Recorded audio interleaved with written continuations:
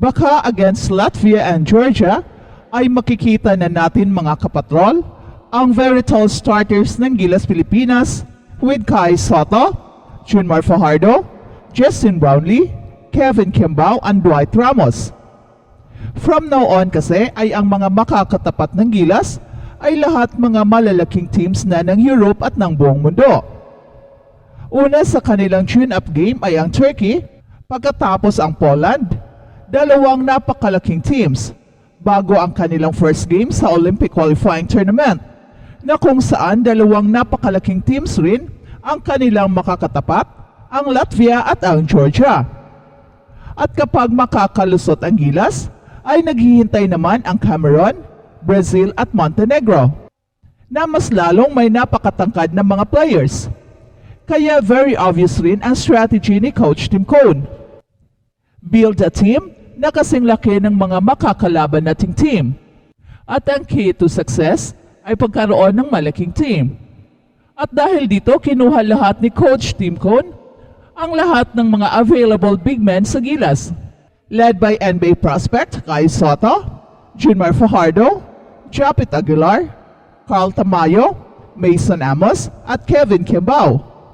At isama mo pa si Justin Brownlee to form a very tall and very skilled team. At kitang-kita ito sa game against Taiwan Mustangs na kung saan pinagsabay ni Coach Tim Cone sina Kai Sotto at Junmar Fajardo to form a very tall twin towers na kahit European teams ay hindi na tayo dehado. Wala nang makakabuli sa atin sa ilalim at kahit wala si AJ Edo ay pinakita ni Japet Aguilar na kaya pa niyang makipagsabayan. Kaya in terms of big men, ay nakikita natin na meron tayong enough big men na makakalapag sa mga big men ng mga European teams. Ang question na lang ay kung kakayanin ng ating mga wing players at mga guards ang kanilang mga matchups. Pero lahat kasi ay kinuha ni Coach Tim Cone na mga guards ay puro mga two-way players, kaya siguradong may laban tayo. Ang pinakitang strength ni Coach Tim Cone ay ang kanyang mga big man. Kahit maglalaro ang Gilas with 4 big men, ay mabilis pa rin ang team dahil napaka-athletic ang lahat ng players and they are fit sa defensive and offensive system ni Coach Tim Cone.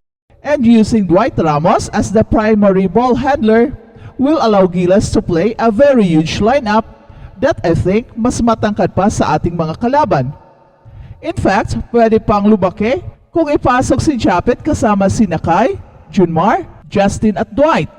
At sa palagay ko, mabilis pa rin ito defensively dahil hindi mga flat-footed sina Japet at Kai. Pwede silang makabalik sa depensa to prevent fast breaks. And for sure, para kay Coach Tim Cone, ay very tempting ang ganitong lineup.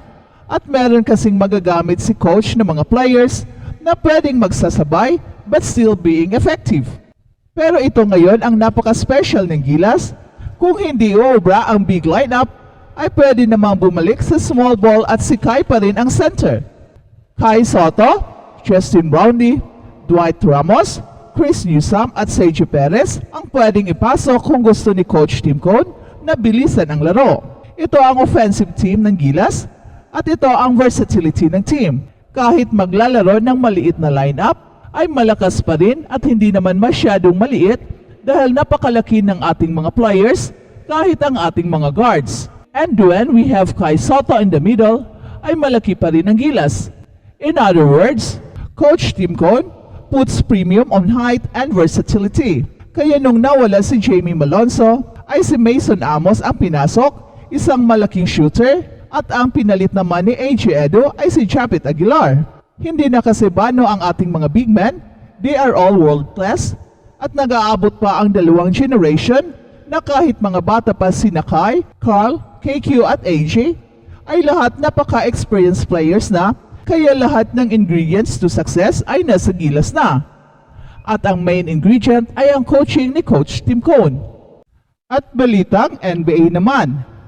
Nais ni na LeBron James at Anthony Davis na ang kanilang kupunan ay mag-all-in at may ilang kandidato sa trade na nakalatag. Ang Los Angeles Lakers ay naglaan ng 3 unang round picks para sa trade. Ang Lakers ay nakatuon sa all-in mode sa nakalipas na halos kalahating dekada. They traded a boatload of draft picks para kay Anthony Davis in 2019 para ipare siya kay LeBron James. Ever since, the Lakers have operated as buyers. They've given up first-round picks in 3 separate trades for Dennis Schroeder in 2020, Russell Westbrook in 2021, and D'Angelo Russell, Jared Vanderbilt, and Malik Beasley in 2023, and they have now paid the luxury tax 4 seasons in a row. Ngunit mula noong 2020 championship, hindi na nagtagumpay ang approach na to sa Los Angeles Lakers na makabalik sa NBA Finals. Sa nakalipas na 4 na season, isang beses lamang umabot ang Lakers sa second round ng playoffs.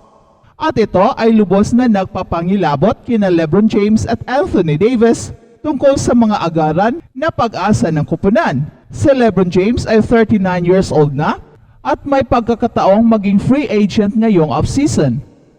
At si Anthony Davis naman, na may kontratang hanggang 2027 to 28 season, ay 31 years old at meron lamang ilang taon ang natitira sa kanyang prime. Ang Lakers ay may 3 unang round picks na pwedeng i-trade. Number 17, sa darating na Miyerkules, pati na rin ang mga picks sa 2029 at 2031. Gayunpaman, nag-atubiling isama ng Los Angeles Lakers ang mga picks na ito sa trade, lalo na ang mga picks sa deep future selections para sa short-term upgrades.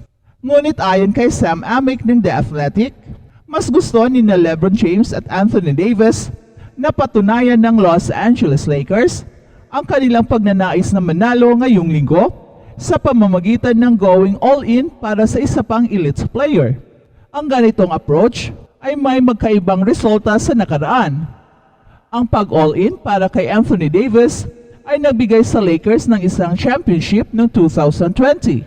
Gayon din, ito rin ay nagdulot ng di nakakalimutang deal kay Russell Westbrook at sa press conference ni J.J. Redick noong Lunes, sinabi ng General Manager na si Rob Pelinka na maging mapili sila sa trade market. If the perfect trade comes along and we can use picks to make it and win a championship, yeah, we'll do it. Is the trade going to be there? I don't know.